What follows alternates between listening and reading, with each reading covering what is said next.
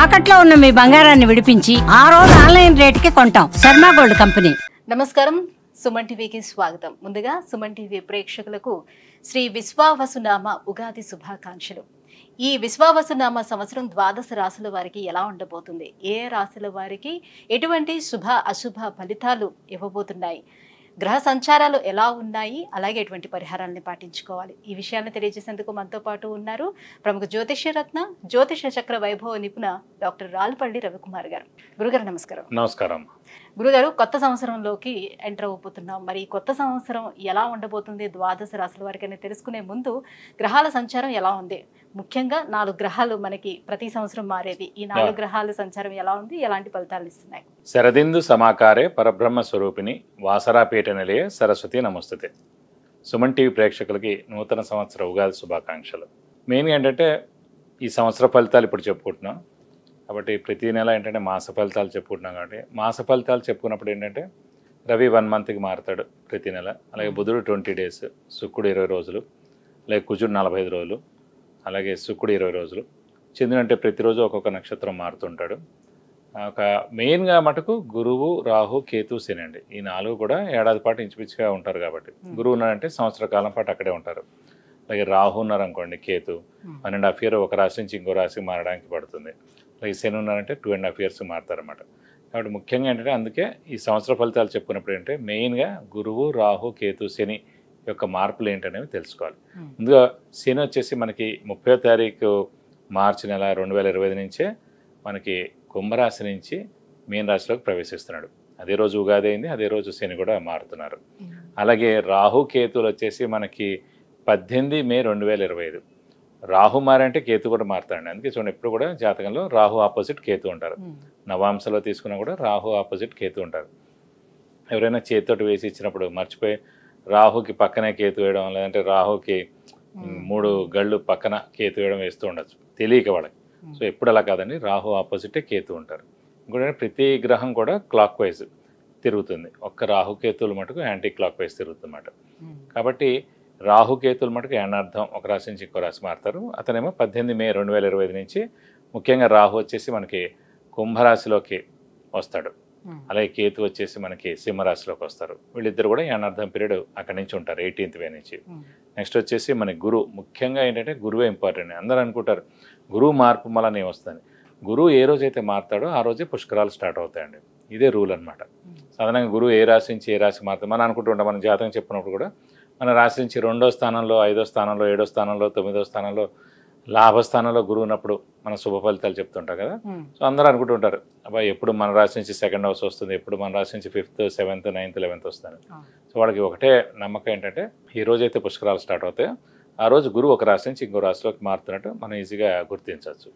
ఇంకోటి అంటే ముఖ్యంగా చాలామందికి అంటే ఇప్పుడు కొంతమందికి వివాహం కాని వారు ఉంటారు, సంతానం లేని వారు ఉంటారు, ఉన్నత చదువు గురించి వెళ్ళిన వాళ్ళు ఉంటారు, అలాగే ఫారెన్ విజిట్స్ కానీ, ట్రావెల్స్ కానీ, అంటే అసైన్మెంట్స్ కానీ గురించి వెళ్తారు, కొత్త జాబ్ గురించి, ప్రమోషన్స్ గురించి, అలాగే సంతానం, గృహం, వాహనం ఇవన్నీ కూడా మనం చెప్పుకోవాలంటే కనుక గురువు యొక్క మార్పుతోటే చెప్పాలన్నమాట. కొన్ని రాష్ట్రాల వాళ్ళకి లాస్ట్ 2 ఏళ్ళు లేదనుకోండి, ఈ ఏడాది ఉంటుంది అంటే ఆ ఏడాది వాళ్ళకి 2వ స్థానం కానీ, 5వ స్థానం కానీ, 7వ స్థానం కానీ, 9 కానీ, 11లోకి వచ్చినప్పుడు ఆ సంవత్సర కాలం పాటు. ఓవరాల్ గా అంటే ఈ 4 గ్రహాల మార్పుతోటి దేశవ్యాప్తంగా ఎటువంటి మార్పులు చోటు చేసుకునే అవకాశం ఉంటుంది? ఆర్థిక పరంగా కానివ్వండి, అంటే ఆర్థిక పరంగా ఇవన్నీ కూడా ఎక్సలెంట్గా ఉంటుంది. ఎందుకంటే బుధుడు మెయిన్ వ్యాపార కారకుడు ఎవరికైనా సరే. ఆర్థికానికేమో బుధుడు అవుతాడు, అలాగే గురువు కూడా అవుతాడు. గురువు వచ్చేసి మనకి సంచారం మిథున రాశిలోకి వస్తున్నాడు. మిథున రాశి అధిపతి బుధుడు అండి. సో ఎప్పుడైతే మిథున రాశి అధిపతి బుధుడిని ఈ గురువు కలుస్తాడో అంటే ఆ మిథున రాశిలోకి వచ్చే సంవత్సర కాలం పాటు ఉంటాడో సో వ్యాపార అభివృద్ధి ఉంటుంది, దేశాభివృద్ధి ఉంటుంది, అన్ని విధాలు కూడా చాలా బాగుంటుంది. ప్లస్ చాలామంది అంటే ఇంకా వ్యాపారం విపరీతంగా పెరుగుతుంది, ఎక్స్పోర్ట్ కానివ్వండి ఇవన్నీ కూడా విపరీతంగా పెరుగుతాయి అనమాట. వాతావరణ పరిస్థితుల్లో ఎటువంటి మార్పులు? వాతావరణం కూడా చాలా బాగుంటుందండి. ఎందుకంటే శని కూడా మనకి గురువు స్థానం అయిన మీన రాశిలోకి వస్తున్నాడు. ఇంకోటి ఏంటంటే ఆధ్యాత్మిక కారకుడు శని, గురువు, కేతు కూడా అండి. అలాంటి ఆధ్యాత్మిక కారకుడైన శని వచ్చేసి మనకి గురువు రాశి అయిన మీన రాశిలోకి ఉంటాడు కాబట్టి సో ఆధ్యాత్మిక వాతావరణం 2.5 ఇయర్స్ పరిపూర్ణంగా ఉంటుందని చెప్పుకోవచ్చు. శత్రు దేశాల నుంచి వివాదాలు కానీ అలాంటి చోటు చేసుకుని అలాంటివి అయితే ఏ ఇబ్బంది ఉండదు, ఖచ్చితంగా ఉండదు. జూన్ తర్వాత నుంచి ఇలాంటి ప్రాబ్లమ్స్ అన్ని కూడా తీరిపోతాయి. కొన్ని రోజులు ఏంటంటే కుజుడు కూడా నీచ స్థానంలో ఉంటాడు అన్నమాట కర్కాటక రాశిలో ఈ మే, జూన్ ఆ సమయాల్లో. ఒకసారి జూన్ వెళ్ళిపోయిన తర్వాత నుంచి మటుకు ఎలాంటి ప్రాబ్లమ్స్ ఉండవు దేశానికి మటుకు. గురువు గారు, ఈ విశ్వావసునామ సంవత్సరం సింహరాశి వారికి గ్రహాల సంచారం ఎలా ఉంది? ఏ గ్రహాలు ఎలాంటి ఫలితాలను వీళ్ళకి అందిస్తున్నాయి? తప్పకుండా సింహరాశి అనగానే మనకి మఖ 1, 2, 3, 4 పాదాలు, పుబ్బ 1, 2, 3, 4 పాదాలు, ఉత్తర 1వ పాదం, ఈ నక్షత్రాల సమూహంతో మనకి సింహరాశిలోకి వస్తుంది. ఈ రాశి వారికి ముఖ్యంగా గురువు వచ్చేసి లాభస్థానంలో ఉంటారు సంవత్సర కాల పాటు. సో అత్యద్భుతంగా ఉంటుందని చెప్పుకోవచ్చు. అలాగే వీరికి అష్టమ శని వీరికి స్టార్ట్ అవుతుంది. మొన్నటి కర్కాటక రాశి వరకు ఉంది. ఆ నెక్స్ట్ రాశి సింహరాశి కాబట్టి వీరికి అష్టమ శని స్టార్ట్ అవుతుంది. సో ఈ అష్టమ శనితో మటుకు కొంచెం ఇబ్బందులు తప్పకుండా ఉంటాయి. ఎందుకంటే ఇద్దరు కూడా చెప్పుకున్నాం, మేషరాశి వృశ్చిక రాశి అధిపతి కుజుడు, కుజుడికి శనికి అసలు పడదు. అలాగే సింహరాశి అధిపతి రవి, రవికి శనికి అసలు పడదు. మిగతా అన్ని రాశుల వాళ్ళతో మిత్రుత్వం ఉంది.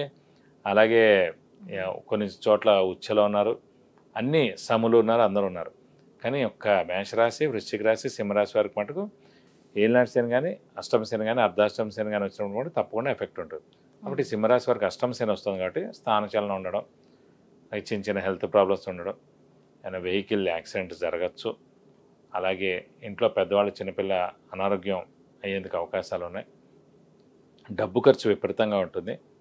ఇది కాకుండా ఉద్యోగ మార్పు కూడా ఉండేందుకు అవకాశం ఉంది. కాబట్టి ఇలాంటివన్నీ జరుగుతుంటాయి. ఇది కాకుండా రాశిలో కేతువు, సప్తమ స్థానంలో రాహు ఉన్నారు. ఇదివరకు కూడా మనం చెప్పుకున్నాం, మన రాశిలో కేతువు కానీ రాహు కానీ ఉన్నప్పుడు మనం ఎంత మంచిగా ఉన్నా, ఎంత మంచిగా హెల్ప్ చేసినా కూడా అది ఎలివేట్ అవ్వదు. ఎందుకంటే అది గ్రహణం అనమాట. ఎప్పుడైతే సూర్యచంద్రుల మధ్యన మనకి ఇది వస్తుందో అది గ్రహణం అంటారు.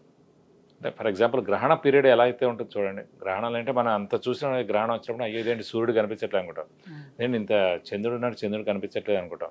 సో అలాగే ఎంత మంచి వాళ్ళైనా, ఎంత హెల్పింగ్ నేచర్ ఉన్నా, నిన్నటిదాకా కూడా బాగా ఉన్నా కూడా ఈ రోజు మటుకు మనం చెడ్డవాళ్ళ కింద అవుతాం. ఏం అనకపోయినా కూడా మనం ఏదో అన్నామని అనవసరంగా పుకార్లు పుట్టిస్తారు. కాబట్టి సింహరాశి వారికి మటుకు ఒక మెయిన్ అంటే ఒక షీల్డ్ అడ్డుపడినట్టు అయిపోతుంది అనమాట. ఒక గ్రహణ సమయం అండి ఇప్పుడు ప్రస్తుతం, అంటే ఒక జ్ఞానార్థం పీరియడ్. కాబట్టి మనం మౌనంగా ఉండడం ఉత్తమం అనమాట. ఎందుకంటే మౌనంగా లేకపోతే, ఎందుకంటే ఆల్రెడీ సింహరాశి అంటేనే రాహుకేతులు ఎప్పుడు మారుతున్నారు? 18. సో సంవత్సరాన్నర పాటు ఉంటారు యాక్చువల్గా. సో ఒక రోజు అంటే పర్వాలేదు. ఇప్పుడు ఆల్రెడీ సింహరాశి వారు విపరీతంగా ముక్కుసూటిగా ఉంటారు, స్ట్రైట్ ఫార్వర్డ్గా ఉంటారు. సో కాబట్టి అంటే ఇంకా మిత్రులు కూడా శత్రువులు అయ్యేందుకు అవకాశాలు ఉన్నాయన్నమాట. గురుగారు, మరి అష్టమ శని ఉంది కాబట్టి సింహరాశి వారికి స్థానచలనం ఉండే అవకాశం ఉంటుందా? ఉద్యోగంలో కూడా మార్పులు ఉండే అవకాశం ఎంతవరకు ఉంటుంది? ఖచ్చితంగా అష్టమ శని కాబట్టి స్థానచలనం ఉంటుందండి. అలాగే ఉద్యోగం మార్పు ఉంటుంది.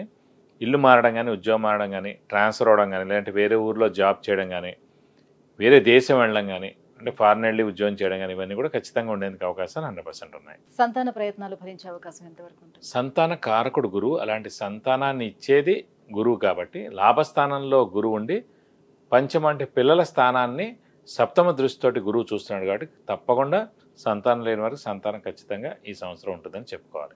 మరి ఆరోగ్యం అలాగే ఆర్థికంగా ఎలా ఉంటుంది? ఆర్థికంగా మటుకు మిశ్రమంగా ఉంటుంది. ఎందుకంటే అష్టమ శని ఎఫెక్ట్ ఉంది. అలాగే రాశిలో కేతు, సప్తమంలో రాహు ఉండడం చేత ఖచ్చితంగా ఆర్థికంగా మటుకు మిశ్రమంగా ఉంటుందని చెప్పుకోవాలి. మరి సో ఎలా చూసుకున్నా కూడా గురువు తప్పితే మిగతా గ్రహాల అనుగ్రహం చాలా తక్కువగానే కనిపిస్తుంది కాబట్టి ఈ గ్రహాల అనుగ్రహానికై ఎటువంటి పరిహారాలను పాటించుకోవాలి? తప్పకుండా వీరి మటుకు ఇంకా 2.5 సంవత్సరాలు అష్టమ శని ఉంటుంది కాబట్టి ఖచ్చితంగా ప్రతి శనివారం ఉపవాసం ఉండడం, అలాగే ఆంజనేయ స్వామి మరియు వెంకటేశ్వర స్వామిని ఎక్కువగా ఆరాధించడం, ప్రతి బుధవారం వెంకటేశ్వర స్వామి టెంపుల్, శనివారం ఏమో ఆంజనేయ స్వామి టెంపుల్కి వెళ్ళి 40 ప్రదక్షిణాలు చేస్తే చాలా మంచిది.